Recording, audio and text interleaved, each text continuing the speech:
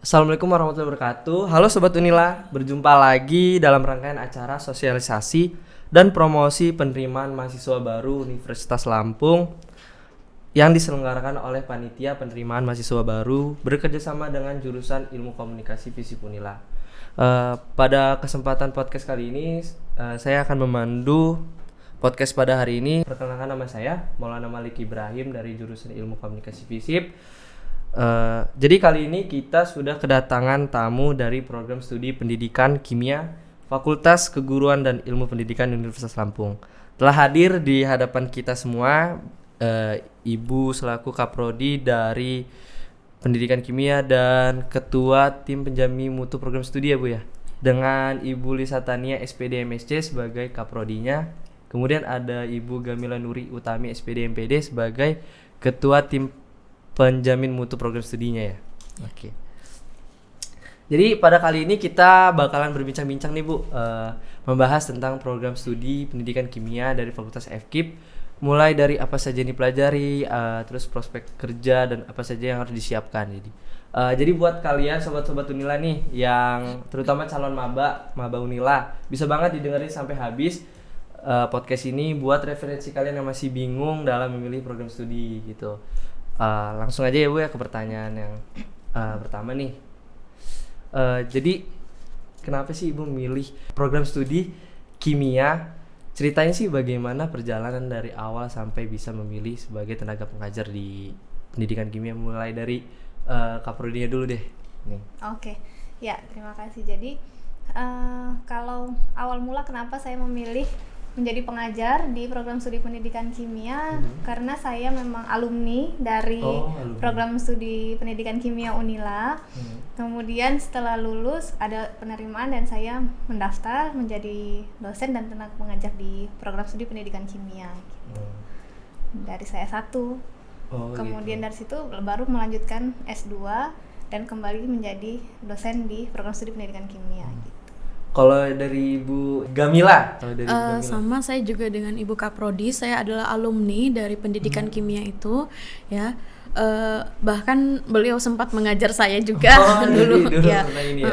Saya angkatan 2010 dulu. Angkatan 2010. Jadi saya memang ingin dulu sebenarnya cita-citanya jadi guru ya, karena memang pendidikan kimia kan mau mencetak guru, tapi melihat peluang kerja ada sebagai dosen, saya ingin yang lebih lagi gitu. Maka saya melanjutkan S2 di Universitas Negeri Yogyakarta, baru ada penerimaan di Universitas Lampung CPNS tahun 2019 dan alhamdulillah diterima gitu. Jadi ini sama-sama alumni lah ya Bu. Sama-sama. Yeah. Mengabdi untuk prodi lah ya. Iya.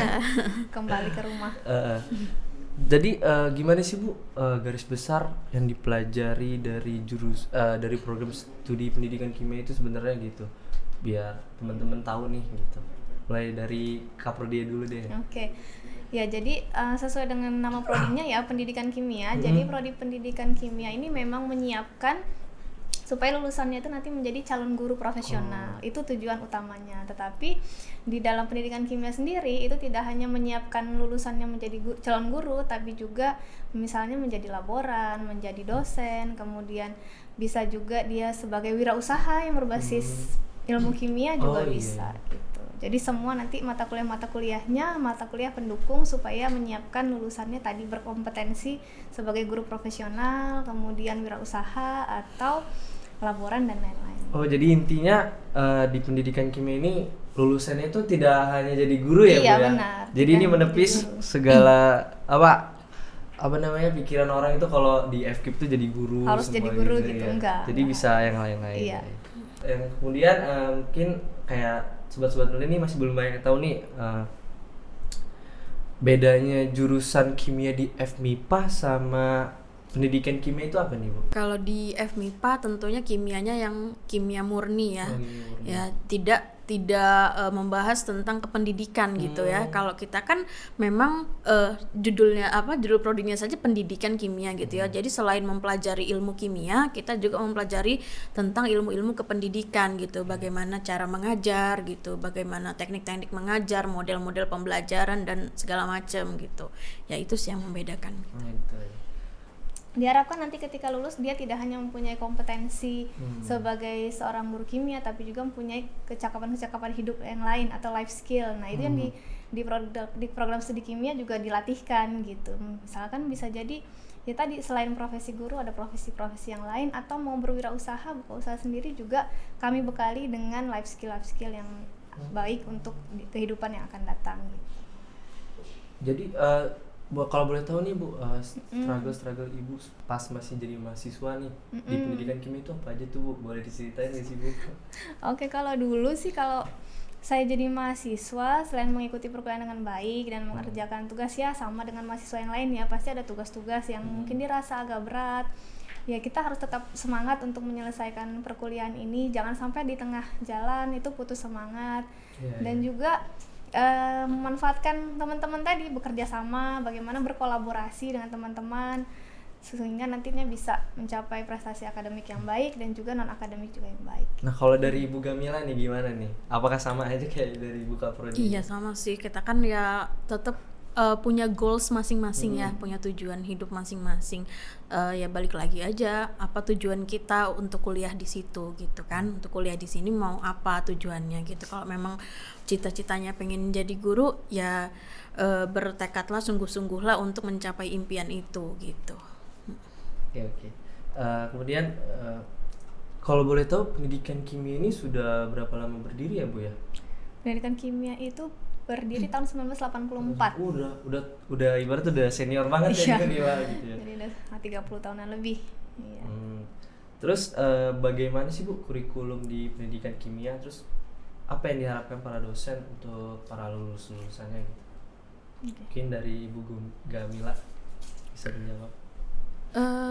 Sekarang kan kalau mungkin kata orang itu ya kimia itu apa sih sulit gitu, masih menjadi momok gitu kan. Tapi sebenarnya yang kita pelajari itu berasal dari fenomena kehidupan kita sehari-hari gitu loh. Sebenarnya kalau dipelajari itu menarik. Nah kita itu bagaimana caranya membuat pembelajaran itu menarik gitu. Jadi bagaimana mahasiswa itu tertarik dengan pembelajaran kimia itu gitu ya. Jadi dari sesuatu yang kecil, dari fenomena kehidupan itu ternyata ada kaitannya dengan pembelajaran atau ilmu kimia itu sendiri gitu. Jadi terus kayak apa sih Bu yang kalau di mahasiswa prodi kimia nih apa saja yang harus dimiliki dari mereka nih biar ibaratnya bisa sampai lulus gitu? Mungkin Ibu yang Iya, prodi.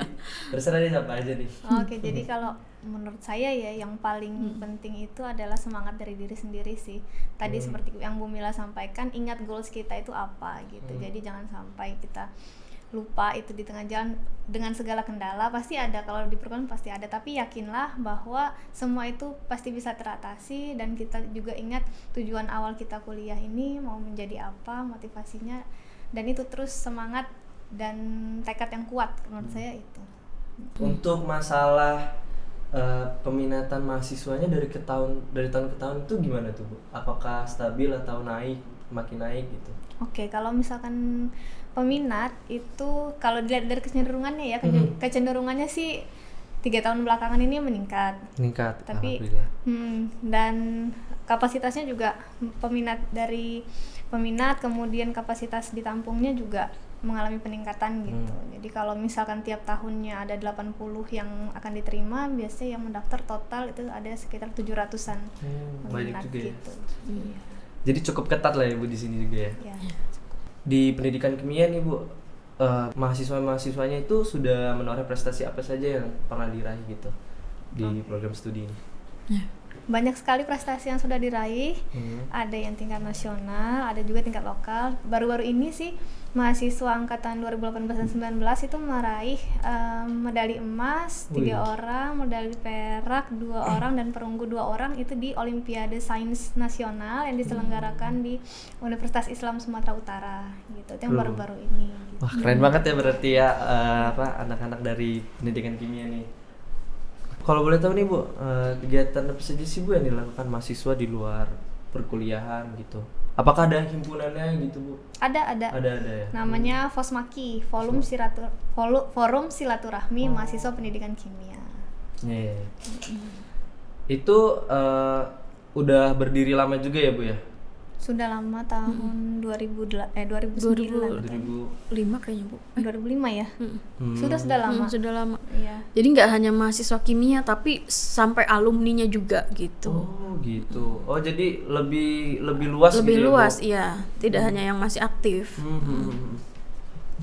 Sama ini Bu, mau nanya nih tentang mitos fakta nih Bu.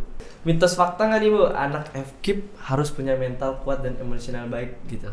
Karena kan mereka dari beberapa mereka ini ada calon pengajar gitu loh Bu. Iya, Jadi fakta menurut kalau Ibu, itu. fakta banget ya Bu? ya? Fakta banget, Iya. harus punya mental yang kuat. Terus mitos atau fakta juga mereka ini harus jago public speaking Bu. Menurut Ibu nih? Ya fakta lah. Fakta Kita kan guru Calon itu guru. berbicara di depan umum gitu kan ya, berbicara di depan kelas ya. Jadi ya harus bisa dong, harus menguasai public speaking. Iya. Ada nggak sih? Pasti ada aja sih kayak orang-orang yang kayak iseng gitu masuk kimia, taunya nggak kuat gitu. Itu gimana tuh Bu? Buat ngatasin itu? Ada tips gitu buat mereka gitu? Bu? Kalau dibilang jago ya harusnya menguasai Ya, menguasai menguasai kimia sih. basicnya lah ya, Bu. Iya.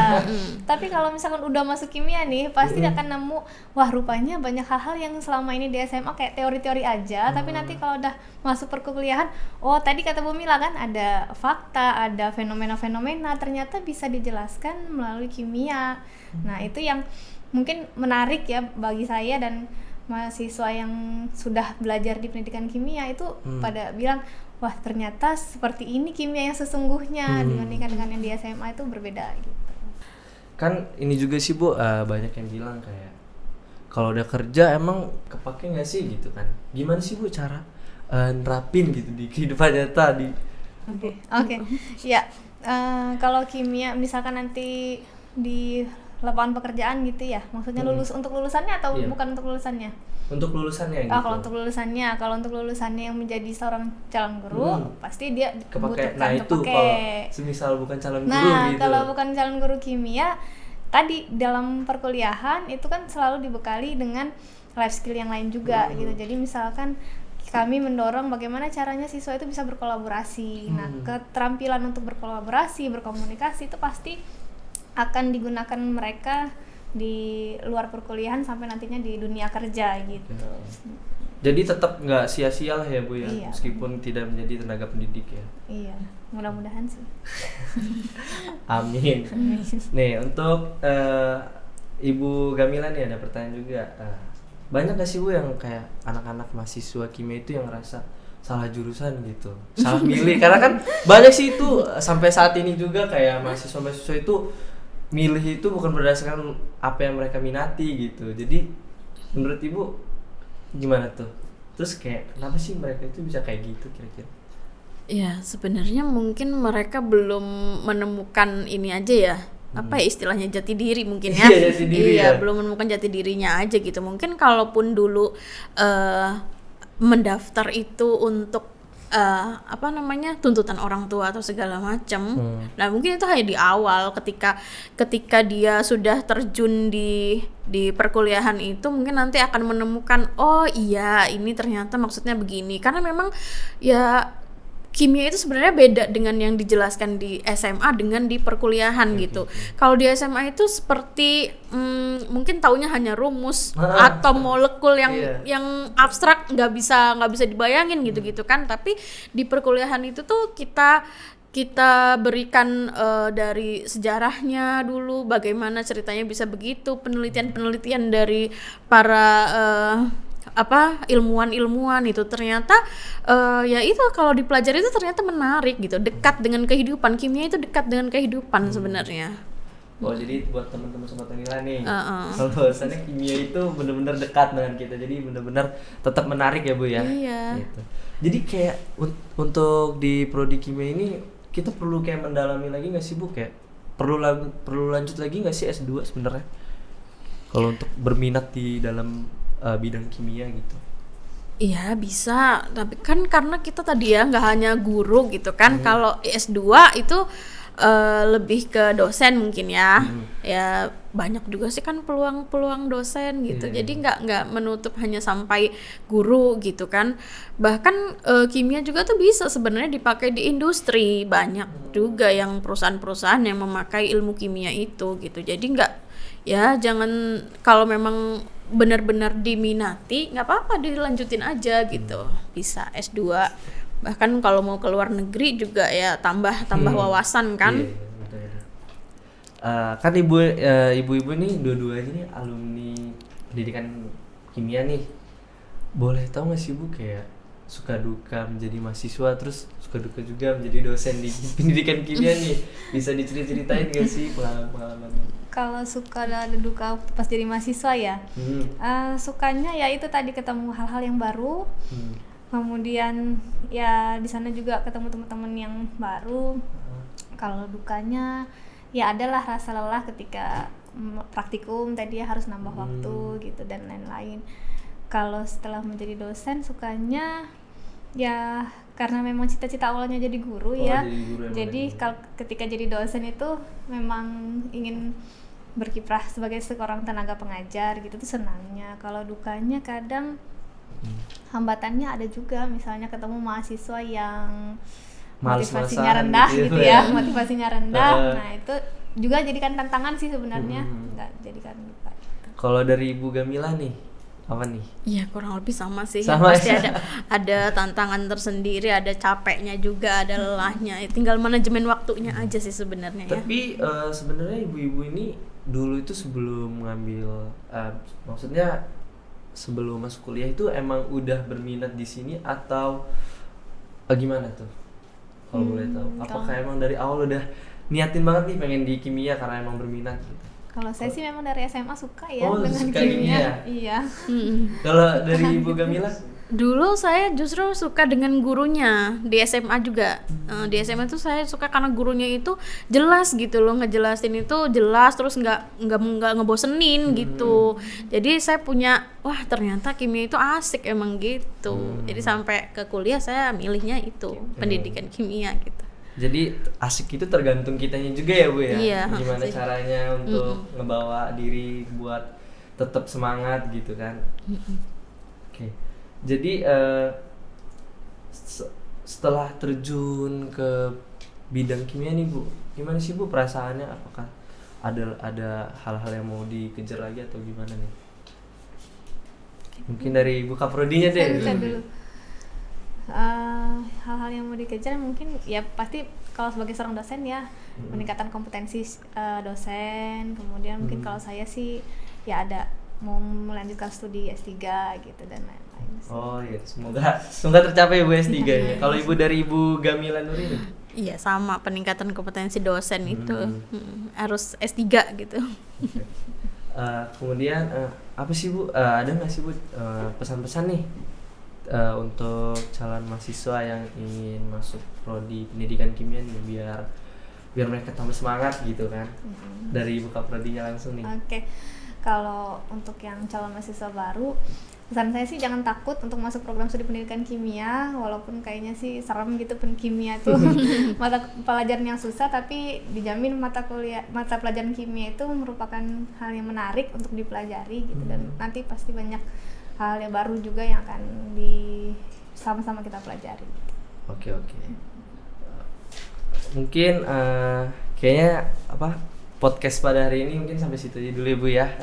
Terima kasih buat ibu-ibu dari dosen pendidikan kimia dari Ibu Lisa Tania sebagai kaprodinya dan Ibu Gamila Nuri Utami sebagai ketua tim penjamin mutunya. Terima kasih sudah mau datang ke podcast pada kali ini. Mohon maaf Bu kalau masih banyak kurang-kurangnya dari kita. Mungkin itu aja Sobat Unila untuk bincang-bincang tentang program studi pendidikan kimia pada kali ini. Buat kalian yang berminat bisa banget nih langsung daftar nanti gitu kan, karena pendidikan kimia itu nggak susah yang kalian kira gitu, tetap mengasihkan dan tetap bisa prospek kerjanya pun bagus gitu kan. Oke, jadi sekian, saya Maulana Ibrahim selaku pemandu acara kali ini izin pamit undur diri. Terima kasih ya Bu, ibu-ibu semua. Iya, Terima kasih. sama-sama.